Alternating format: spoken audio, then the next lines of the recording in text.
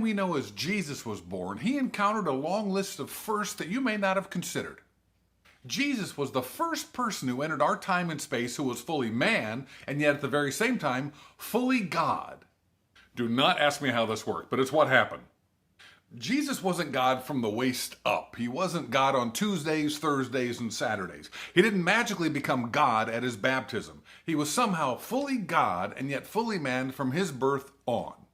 He had to be. If Jesus wasn't perfectly sinless for his entire life, he wouldn't have been an acceptable sacrifice. Another first is the one who invented time now had to live in it. God can see the past, present, and future simultaneously, but when you have to move through time in real time like we mortals do, I can imagine that was a tad frustrating. Which is yet another bonus round point for Jesus that I don't see any other God stepping up and claiming. He came down to us. He walked around in our bag of bones for a few decades, not for a star-studded weekend, but for the drudgery of a lifetime. Could you imagine Jesus as a kid playing with his friends? I don't want to play hide and seek. Jesus finds us every time.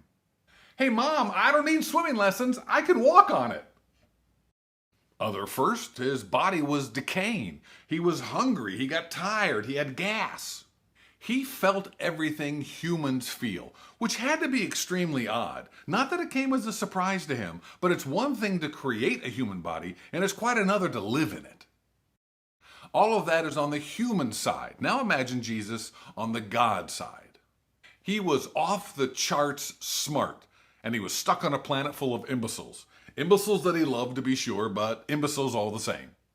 What's even more amazing to me is that he stared into the faces of the people who betrayed, lied to, and eventually killed him, knowing full well he was going to the cross to pay for their sins. One thing you could say about Jesus is that after 2,000 years, nobody's forgotten his name. Whether people use it to finish off their prayers or toss it off as a curse word, it certainly seems to be gaining in popularity.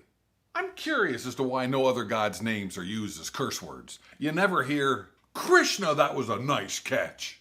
Or, oh yeah? Well, Vishnu. I'm sure you've heard that Jesus was all love all the time. My favorite is that, oh, he was just a good and wise teacher. I'm sorry, but do we normally kill our good teachers? The award for Teacher of the Year goes to Mrs. Mizrahi. String her up! To answer this charge, I defer to C.S. Lewis. He says, a man who was merely a man and said the sort of things Jesus said would not be a great moral teacher. He would either be a lunatic on a level with the man who says he's a poached egg, or else he'd be the devil of hell. You must make your choice. Either this man was and is the Son of God, or else a madman, or something worse. Next week, we ask the big question, was Jesus funny?